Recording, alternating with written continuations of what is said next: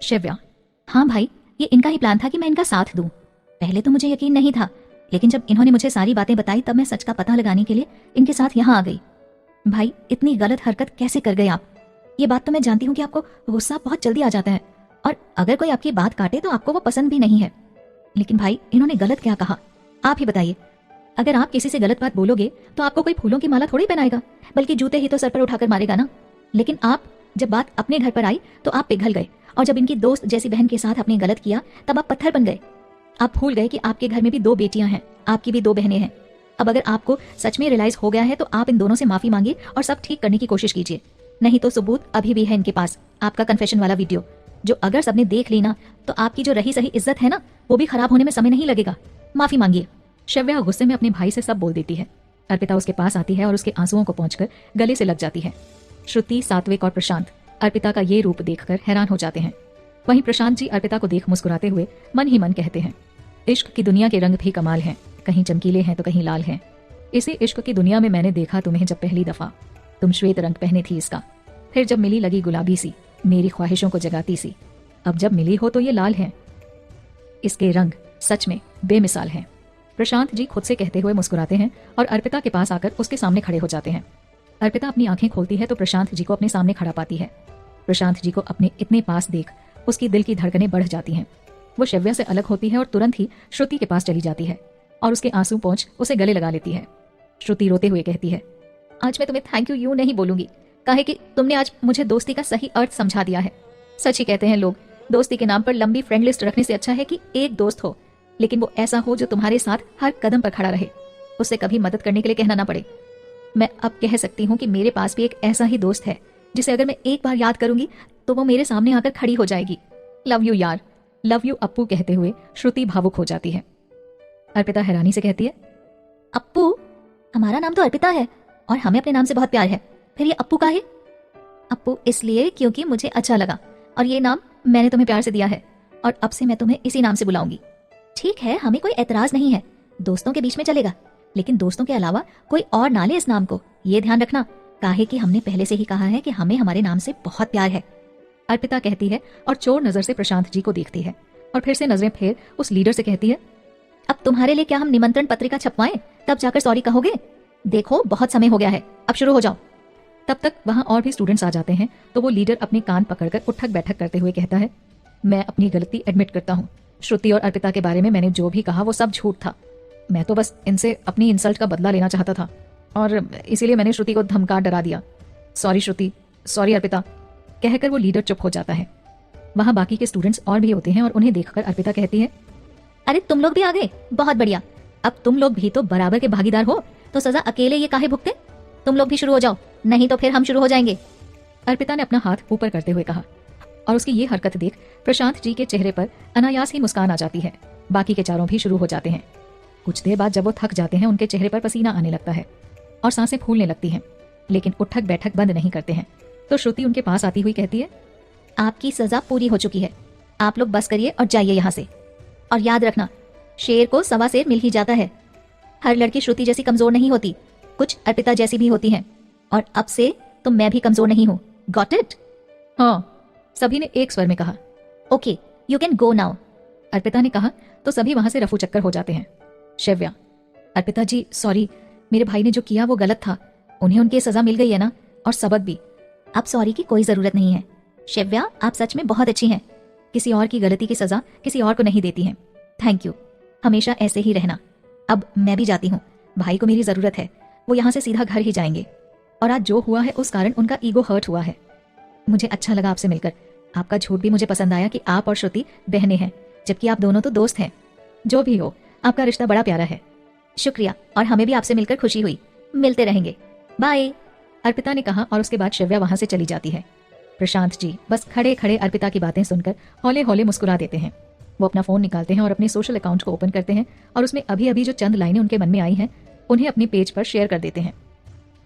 इश्क की दुनिया के रंग भी कमाल हैं, कहीं चमकीले हैं तो कहीं लाल हैं। इश्क की इसी दुनिया में मैंने देखा तुम्हें जब पहली दफा, तुम श्वेत रंग पहनी थी इसका, फिर जब मिली लगी गुलाबी सी, मेरी ख्वाहिशों को जगाती सी, अब जब मिली हो तो ये लाल है, इसके हर रंग सच में बेमिसाल है। शान की कलम से। उसके बाद प्रशांत जी अपना फोन रख देते हैं और श्रुति के पास आ जाते हैं। उन्हें अपने इतने पास देख श्रुति एक बार फिर से अपनी धड़कनों को बढ़ा हुआ महसूस करती है। उसकी नजर प्रशांत जी के हाथ पर जाती है जहां उनके चोट लगी हुई है। ओह गॉड, आपको तो चोट लग गई प्रशांत जी, अर्पिता मन ही मन कहती है और बिना कुछ कहे आगे बढ़ प्रशांत जी का हाथ पकड़कर उन्हें वहां से ले जाती है। अर्पिता की इस हरकत का कारण प्रशांत जी समझ नहीं पाते हैं, लेकिन बिना कुछ कहे उसके साथ चलने लगते हैं। अर्पिता पास ही पड़ी बेंच पर ले जाकर उन्हें बिठा देती है और अपने बैग में से पानी की बोतल निकालकर उनका हाथ आगे करती है और उनके हाथ को साफ करती है और धीरे धीरे कहती जाती है, क्या जरूरत थी आपको हाथ उठाने की? बिना मार कूट के भी तो किसी को सबक सिखाया जा सकता है। लगा ली ना खुद से चोट, देखो तो हाथ में कैसा नील पड़ गया है। पता नहीं आजकल लोगों को गुस्सा इतनी जल्दी आता काहे है। अर्पिता के मन में अपने लिए फिक्र देखकर प्रशांत जी मन ही मन खुश होते हुए कहते हैं, ये तो बहुत अच्छा साइन है मेरे लिए। अगर तुम इसी तरह मेरी परवाह करती हो तो मैं जख्म खाने के लिए भी तैयार हूँ अप्पू। जख्म साफ होने पर अर्पिता अपने बैग में रखा एक्स्ट्रा रुमाल निकालती है और उनके हाथ में बांध देती है। अपनी नजरें उठाकर कुछ क्षण वो उन्हें देखती है और फिर किरण का ख्याल आने पर, हम अभी आए श्रुति, ऐसा कहकर वो तुरंत वहां से निकल जाती है और पीछे छोड़ देती है अपने पैरों में पहनी हुई एक लड़ी वाली साधारण सी पायल। प्रशांत जी की नजर उस पर पड़ती है और वो झुककर उसे उठा लेते हैं। तुम्हारी पायल का यूं इस तरह मेरे पास आना, ये कायनात का इशारा है किसी कहानी के शुरू होने का, और इस कहानी की शुरुआत बता रही है कि ये कहानी इस दुनिया से परे ही होगी। इंतजार रहेगा अगली मुलाकात का। अप्पू, तुम्हारी ये पायल मुझे उतनी ही प्यारी है जितनी कि तुम, ऐसा मन ही मन कहे प्रशांत जी वो पायल अपने पास रख लेते हैं। सात्विक भी अर्पिता के पीछे पीछे वहां से चला जाता है। प्रशांत जी श्रुति से कहते हैं, श्रुति तुम इतनी मुश्किल में थी तो भाई को एक बार बोलना तो चाहिए था ना। प्रेम भाई यहाँ नहीं है तो क्या मुझसे अपनी परेशानी शेयर नहीं करोगी? क्या इतना डरती हो मुझसे? वैसे तो अपनी हर छोटी से छोटी बात मुझसे शेयर करती हो, लेकिन अपनी परेशानी शेयर करने से डरती हो, काहे? वो भाई, वो मैं डर गई थी कि आप ना जाने कैसे रिएक्ट करो, श्रुति ने डरते हुए धीरे धीरे कहा, जिसे सुनकर प्रशांत ने कहा, तुम्हें मुझसे डरने की कोई जरूरत नहीं है, तुम तो हम भाइयों की लाडली बहन हो, फिर डरती काहे हो? अर्पिता को देखा, घर में घुसकर धमका कर आई है तो वो भी लड़की ही और तुम्हारी ही उम्र की, फिर डर किस बात का? ये तो बहुत अच्छा है कि अर्पिता जैसी स्मार्ट और सुलझी हुई लड़की तुम्हारी दोस्त है, जिसके निर्णय लेने की क्षमता भी कमाल की है, चुटकियों में सही निर्णय लेती है। उसका साथ कभी मत छोड़ना। हाँ भाई, कभी नहीं छोड़ेंगे, श्रुति ने कहा। प्रशांत जी ने एक बार फिर चारों ओर देखा, लेकिन अर्पिता उसे कहीं नहीं दिखी। ओके श्रुति, अब मैं निकलता हूँ, एक क्लाइंट के साथ कुछ देर बाद मीटिंग है, सो बाय। और हाँ, अपने दोस्तों को ट्रीट देना मत भूलना, प्रशांत जी ने जाते जाते श्रुति से कहा। जी भाई। अर्पिता वहीं एक झाड़ी नुमा फूल वाले पौधे के पास बेंच पर बैठी हुई है। वो प्रशांत जी को जाते हुए देख खुद से ही बड़बड़ाते हुए कहती है, प्रशांत जी, हमारा आपके सामने रहना हमारे लिए बहुत मुश्किल हो रहा है। हम आपकी तरफ खुद ब खुद खींचे चले आते हैं, जो कि गलत है। आपका रिश्ता हमारी बहन से तय हो रहा है और हमें पूरे मन से कोशिश करनी होगी कि आपके सामने हम ना पड़ें। यही सही रहेगा सबके लिए। अर्पिता, तो तुम यहाँ हो? सात्विक ने अर्पिता के पास आते हुए कहा। आज का कोटा पूरा हो गया तो चुपचाप यहाँ आकर बैठ गए हम। वैसे तुम यहाँ कैसे? श्रुति कहाँ है? और प्रशांत जी चले गए क्या? फिर वो कहाँ रह गई? अर्पिता, वो यहीं है तुम्हारे पीछे, सात्विक ने कहा तो अर्पिता पीछे मुड़कर देखती है और उसके पीछे ही श्रुति खड़ी होती है। अर्पिता, तो अभी तक हमारे दोनों दोस्त अपने दुखी दिखने वाले किरदारों से बाहर नहीं निकले, जो अभी तक ये लटका हुआ चेहरा बनाकर घूम रहे हो। अर्पिता की बात सुन सात्विक खुशी से उछलते हुए कहता है, तो इसका मतलब तुमने मुझे अपना दोस्त मान लिया? सच में अर्पिता, बोलो ना, अब से मैं भी तुम्हारा दोस्त हूँ ना? हमारी दोस्ती सच में हो गई ना? हाँ जी, हो गई। इस मुश्किल समय में तुमने श्रुति का साथ नहीं छोड़ा, इसका मतलब यही हुआ कि तुम दोस्ती के लायक हो, इसे ताउम्र निभा सकते हो। अर्पिता ने कहा तो सात्विक खुश होते हुए अपना हाथ आगे बढ़ा देता है, जिसे देख अर्पिता अपने दोनों हाथ जोड़ लेती है। अर्पिता की इस हरकत पर सात्विक और श्रुति दोनों ही हंस पड़ते हैं। चलो इसी बात पर 5 स्टार हो जाए, सात्विक ने कहा और अपने बैग में रखी हुई चॉकलेट निकालकर अर्पिता की ओर बढ़ा देता है और तीनों मिलकर उसे फिनिश करते हैं। कुछ ही देर बाद तीनों वहां से अपने अपने घर के लिए निकल जाते हैं। मासी, हम आ गए हैं, अर्पिता ने घर में एंटर करते हुए बीना जी से कहा। बीना जी, अच्छा किया बिटिया जो आज कुछ जल्दी आ गई। शोभा जी का फोन आया था, दुल्हन के लिए शॉपिंग करनी है, तो उनका कहना है किरण को राधिका बिटिया के साथ भेज दें, दोनों साथ में मिलकर शॉपिंग कर लेंगी। तो तुम भी किरण के साथ चली जाना, शाम के 5 बजे मॉल में पहुंचना है। ठीक है मासी, अर्पिता ने कहा और वहां से कमरे में चली जाती है। कुछ देर बाद किरण भी कॉलेज से आ जाती है और दोनों तैयार हो जाती हैं और कुछ देर बाद दोनों मॉल के लिए निकल जाती हैं। राधिका, श्रुति और परम तीनों मॉल के कैंटीन एरिया में बैठकर अर्पिता और किरण का इंतजार कर रहे होते हैं। अर्पिता, राधिका जी ने कहा था कि वो कैंटीन एरिया में बैठी हुई हैं, हमें वहीं चलना होगा। ओके किरण? अर्पिता और किरण उसके बाद दोनों कैंटीन में पहुंचती हैं। किरण राधिका से मुस्कुराते हुए हेलो कहती है। राधिका मुस्कुराते हुए उठती है और हाथ जोड़कर उसे नमस्ते कहती है। राधिका का अभिवादन सुन किरण अपनी जीभ दांतों तले दबा लेती है और हाथ जोड़कर नमस्ते करती है। राधिका, इट्स ओके, किरण कोई बात नहीं, आप कुछ देर यहाँ बैठिए, हम एक फ़ोन कॉल करके आते हैं, फिर हम लोग शॉपिंग कर लेते हैं। हाँ, किरण धीमी आवाज़ में कहती है और वहीं बैठ जाती है। उसके बाद राधिका वहाँ से चली जाती है। अपू चलो हम लोग चलकर वहाँ बैठते हैं, हमने यहाँ बैठकर बातें करी ना तो इन दोनों को डिस्टर्ब हो जाना है। श्रुति ने परम की ओर देखकर कहा, जो अपने मोबाइल की दुनिया में घुसा हुआ होता है। हम कुछ समझे नहीं, अर्पिता ने कहा। तो श्रुति उसके कानों के पास जाकर कहती है, अरे यार समझा करना, प्राइवेसी नाम की भी तो कोई चीज होती है। और अब ज्यादा बातें ना बना, हम वहां जाकर बैठते हैं। चलो अब, श्रुति ने अर्पिता से कहा। अर्पिता श्रुति की बातों से कंफ्यूज हो जाती है और कहती है, लेकिन श्रुति हम सच में नहीं समझे कि तुम्हारा कहने का क्या मतलब है। मैं समझाती हूँ, तू बैठ यहाँ, श्रुति ने कहा। ओके कहकर दोनों दूसरी टेबल पर जाकर बैठ जाती है। तब तक राधिका भी वहां आ जाती है और उन दोनों के साथ बैठ जाती है। राधु अर्पिता की ओर देख उससे कहती है, आप अर्पिता हैं, श्रुति की दोस्त। कल भी हम लोग मिले थे लेकिन अच्छे से बातचीत नहीं हो पाई। कोई बात नहीं, हम भी यही हैं और आप भी, आराम से बातें करते हैं, अर्पिता ने कहा। हाँ सही कहा आपने, तो अपने बारे में कुछ बताइए, कहाँ से हैं आप और क्या करती हैं। जी हम आगरा से हैं, अभी तो पढ़ाई कर रहे हैं और संगीत क्षेत्र में करियर बनाने की ख्वाहिश रखते हैं, इसीलिए लखनऊ आए हैं, क्योंकि भारत में संगीत के लिए प्रसिद्ध कॉलेज में से एक यहाँ लखनऊ में है, अर्पिता ने सीधे शब्दों में सलीके से कहा। अरे ये तो अच्छी बात है, राधिका कहती है। ये दोनों बातें कर ही रहे होते हैं कि अर्पिता की नजर उसके सामने बैठे हुए प्रशांत जी पर पड़ती है, जो अपने क्लाइंट के साथ मीटिंग में व्यस्त होते हैं। उन्हें देख अर्पिता एकदम से खामोश हो जाती है और कहती है, ये यहाँ।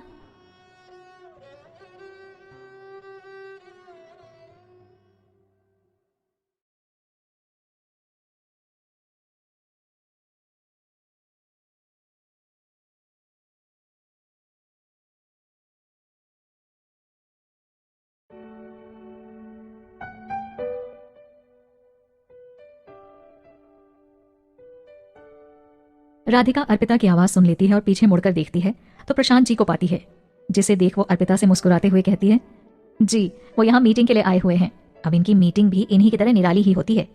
राधिका की बात सुनकर अर्पिता मुस्कुरा भर देती है। राधिका का फोन रिंग होता है तो वो अभी आने का कह वहां से उठकर चली जाती है। राधिका के जाने के बाद श्रुति अर्पिता से कहती है, ये हमेशा ऐसे ही व्यस्त रहती हैं, हर 5-7 मिनट में इनका फोन बजता ही रहता है, कभी प्रेम भाई का होता है तो कभी घर से होता है, और जिस दिन छुट्टी पर हो तो ऑफिस से आता ही रहता है। बैंक में मैनेजर के पद पर नियुक्त है मेरी सबसे प्यारी भाभी। ये तो बहुत अच्छी बात है, और तुम्हारे प्रेम भाई क्या करते हैं, अर्पिता ने पूछा। प्रेम भाई अब एक कॉलेज में अंग्रेजी साहित्य के प्रोफेसर हैं और कुछ ही महीनों पहले ही तो उनकी जॉब लगी है, श्रुति ने मुस्कुराते हुए कहा, जिसे देखकर अर्पिता कहती है, लगता है तुम्हारे घर में सबकी अलग अलग चॉइस है। हाँ ये बात तो 100% सही कही तुमने। परम भाई जिससे तुम्हारी कजन के विवाह की बातचीत चल रही है वो मोबाइल टेक्नोलॉजी के क्षेत्र में विशेषज्ञ हैं, यानी एक अच्छी पोस्ट पर हैं। श्रुति की बात सुनकर अर्पिता चौंक जाती है और एकदम से हड़बड़ाकर कहती है, क्या कहा अभी तुमने श्रुति, जरा दोबारा से कहना। अप्पू मैंने कहा कि परम भाई जिनकी शादी तुम्हारी कजन से होने वाली है वो एक मोबाइल सॉफ्टवेयर के ज्ञाता हैं। श्रुति की बात सुनकर अर्पिता हैरानी से उसकी तरफ देखते हुए कहती है, तुम सच कह रही हो ना, हमारी किरण की शादी तुम्हारे परम भाई के साथ फिक्स होने वाली है, बोलो श्रुति। अर्पिता एक ही बार में श्रुति से कह जाती है। उसकी आंखों में बेचैनी देख श्रुति उससे कहती है, क्या बात है अप्पू, पूछ तो ऐसे रही हो जैसे अनजान थी तुम इस बात से। अरे भला काहे झूठ बोलने लगी मैं। अरे ये शॉपिंग तो एक बहाना है इन दोनों को मिलाने के लिए। कल परम भाई काम की वजह से तुम्हारे घर पहुंच नहीं पाए तो सबको लेकर प्रशांत भाई को आना पड़ा। अब सारी बातचीत फाइनल हो गई है तो मिलने मिलाने में क्या हर्ज है। खैर मैं भी क्या बातें लेकर बैठ गई, तुम्हें तो सब पता ही होगा ना।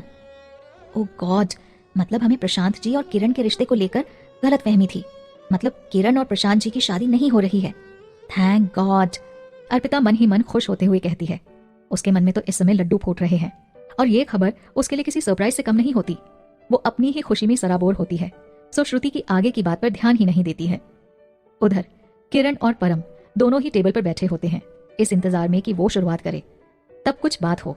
इसी में दोनों खामोश हो जाते हैं। जब कुछ समय तक कोई कुछ नहीं बोलता तो किरण अपनी नजरें ऊपर कर कुछ कहने को होती है, लेकिन सामने परम को देख सिट पिटाकर चुप हो जाती है और खुद से कहती है, क्या सच में ये वही है या मुझे ही कोई वहम हो रहा है।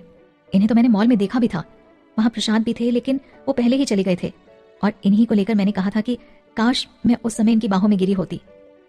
तो क्या ये वही ही हैं? हाँ वही तो है। अब जब हमें यहाँ लाकर मिलने के लिए बिठा दिया गया है तो निश्चित रूप से वही होंगे।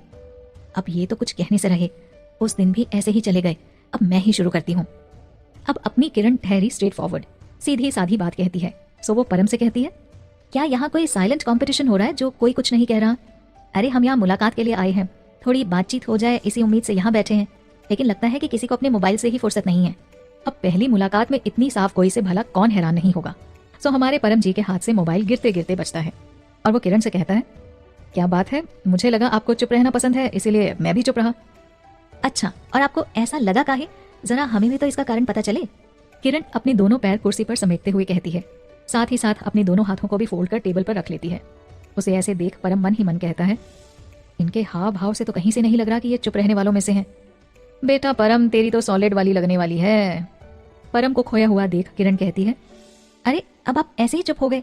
मैंने ऐसा क्या पूछ लिया कि आपकी बोलती ही बंद हो गई? वो मैंने सुना है कि लड़कियां बहुत बोलती हैं, इतना बोलती हैं कि एक बार को टेप रिकॉर्डर की रिकॉर्डिंग पूरी बजकर खत्म हो सकती है, लेकिन उनकी जबान नहीं रुकती। परम ने भी किरण के अंदाज में कहा। अब हमारे परम भी तो कम नहीं है ना, सो उन्होंने भी स्पष्ट कह दिया। अच्छा, फिर तो बड़ी गलतफहमी है आपको। वो क्या है ना, हम लड़कियों से ज्यादा तो आप लड़के बातूनी होते हैं। वो क्या कहते हैं, शेर को सवा शेर टाइप, किरण ने कहा, जिसे सुनकर परम जोश में आ जाता है और कहता है, अच्छा तो क्या चाहती हैं आप, कि लड़के चुप रहें जिससे कि तुम लड़कियां अपनी बकबक से उन्हें टॉर्चर करती रहें? हाँ, ये बात तो सही है और मैं आपकी इस बात से सहमत हूँ कि हम लड़के तुम लड़कियों से शेर पर सवा शेर के जैसे हैं। परम ने मुस्कुराते हुए कहा और वो चुप हो गया। किरण अपनी ही कही हुई बात में उलझकर चुप हो जाती है और फिर कहती है, अरे अब क्या बातों में उलझाकर ही सारी एनर्जी खत्म करा दोगे? किरण ने कहा तो परम उसकी बात समझकर कहता है, सॉरी, मैं अभी कॉफी मंगवाता हूँ। अगेन सॉरी, आप क्या लेंगी वो बता दीजिए, मैं अभी ऑर्डर कर देता हूँ। जो आपका मन हो वही मंगवा लीजिए। ओके, फिर मैं 2 कैपेचिनो मंगवाता हूँ, कहकर परम 2 कैपेचिनो का ऑर्डर कर देता है। तब तक राधिका वापस आ जाती है और वो श्रुति और अर्पिता से कहती है, ओहो, हम भी ना बातों ही बातों में भूल गए कि हम लोग यहाँ किस काम से हैं। चलो हम लोग चलकर शॉपिंग कर लेते हैं, तुम लोग चलो आगे, हम किरण को लेकर आते हैं। ओके भाभी, श्रुति कहती है और उसके बाद राधिका वहां से उठकर चली जाती है और किरण के पास जाकर कहती है, किरण अब हम लोग शॉपिंग के लिए निकलते हैं, काफी समय हो गया है, हम ज्यादा देर नहीं रुक सकते हैं। किरण भी हाँ में गर्दन हिलाकर वहां से उठ जाती है और राधिका के साथ चल देती है। उसे ऐसे इस तरह चुपचाप जाता हुआ देख परम सोचता है, ये तो अब ऐसे चुप हो गई जैसे इनसे कम कोई बोलता ही ना हो। जो भी हो, लेकिन ठीक ठाक हैं, इनके साथ लाइफ इतनी बोरिंग नहीं लगेगी। राधु और किरण दोनों ही वहां से अर्पिता और श्रुति के पास पहुंचती हैं और उनसे कहती हैं, सॉरी, वो क्या है ना, हमें किरण के साथ बाहर जाकर शॉपिंग करनी है। आप लोग मॉल में से कुछ लेना चाहें तो देख सकते हैं। जब हमारी शॉपिंग हो जाएगी तब हम कॉल करके आपको बुला लेंगे। तब तक आप हमें नीचे मॉल के दरवाजे के पास ही मिलना। ओके भाभी, श्रुति ने राधिका से कहा। किरण चले, आपको कोई परेशानी तो नहीं? राधिका ने पूछा तो किरण ने ना कहकर राधिका की बात का जवाब दिया। राधिका किरण वहां से ज्वेलर्स के पास निकल जाती है और श्रुति अर्पिता का हाथ पकड़कर वापस से कैंटीन के अंदर ले आती है और टेबल पर बैठकर कहती है, थैंक यू राधु भाभी, मेरा शॉपिंग से पहले पिज्जा खाने का मन था और हर बार की तरह आपने मुझे जानबूझकर स्पेस दिया, लव यू। कहकर श्रुति एक चीज पिज्जा ऑर्डर कर देती है। अर्पिता श्रुति को देख मुस्कुराती है और चारों ओर अपनी नजरें दौड़ा देती है। दौड़ा क्या, चोरी चोरी प्रशांत जी को ढूंढ रही है कि वो बैठे कहाँ हैं।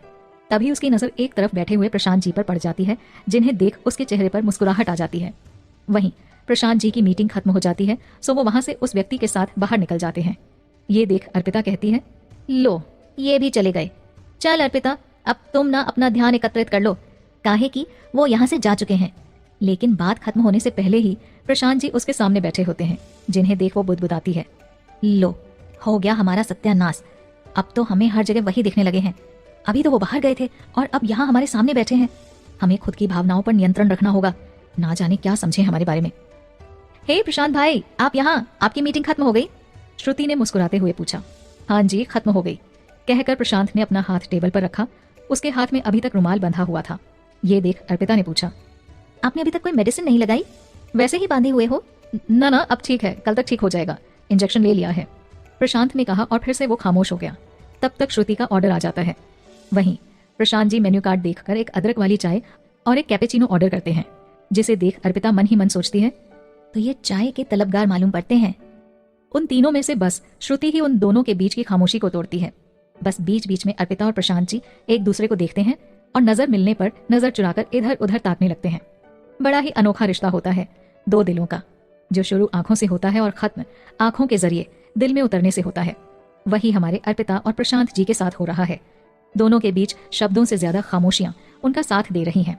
बहुत कम रिश्तों में ऐसा होता है जहां खामोशी एक दूसरे की जबान बन जाती है, जिससे रिश्ते में कोई कॉम्प्लिकेशन नहीं बल्कि मजबूती आ जाती है। कुछ ही देर में चाय और कैपेचिनो दोनों आ जाते हैं, तो प्रशांत जी कॉफी का मग अर्पिता की ओर बढ़ा देते हैं और अपने लिए मंगवाई गई चाय की चुस्की लेने लगते हैं। प्रशांत जी की इस बात पर अर्पिता हैरान हो जाती है और मन ही मन सोचती है, हमें एक स्ट्रॉन्ग झाग वाली कॉफी पसंद है, ये इन्हें कैसे पता चला, जबकि हमारी तो अभी तक हाय हेलो भी ढंग से नहीं हुई। उसे सोच में डूबा हुआ देख प्रशांत जी उससे धीरे से कहते हैं, ये जरूरी तो नहीं कि किसी के मन की बात तभी जानो जब वो आपको बताए, कभी कभी खामोशियां भी सब कुछ बता देती हैं, और इसी ने तुम्हारे घर पर मुझे चुपके से बताया। प्रशांत जी की बात सुन अर्पिता बस हल्का सा मुस्कुरा देती है और कॉफी मग उठाकर कॉफी पीने लगती है। और प्रशांत जी अपनी चाय। श्रुति, अपू मुझे शॉपिंग करनी है तो तुम मेरे साथ चलना, बड़े दिनों बाद मौका लगा है भाई की जेब ढीली कराने का। श्रुति ने प्रशांत जी की ओर देखते हुए कहा। श्रुति, काहे नाहक अपने भाई को दोष दे रही हो, जहां तक हमें लगता है इन्होंने कभी तुमसे किसी बात के लिए ना नहीं कहा होगा, श्रुति ने कहा, जिसे सुन श्रुति अपनी आंखें बड़ी कर उसे देखने लगती है और प्रशांत जी चाय पीते हुए उसकी इस बात पर हौले से मुस्कुरा देते हैं। लगता है कुछ ज्यादा ही समझदार हो यार तुम, बात तो सही कही तुमने, मेरे लिए कभी ना नहीं कहते भाई, श्रुति कहती है और खड़ी हो जाती है। ठीक है श्रुति, तुम लोग चलो, मैं परम के साथ आता हूँ, प्रशांत जी ने कहा और एक बार अर्पिता की ओर देखा। अर्पिता भी उठकर खड़ी हो जाती है और श्रुति के साथ चली जाती है, लेकिन जाते हुए चोरी चोरी मुड़कर देखती है और वहां से चली जाती है। लबों से वो जो ना कह सकी, उसकी खामोशी वो सब कह गई। प्रशांत जी ने मुस्कुराते हुए कहा और वो उठकर परम के पास चले जाते हैं।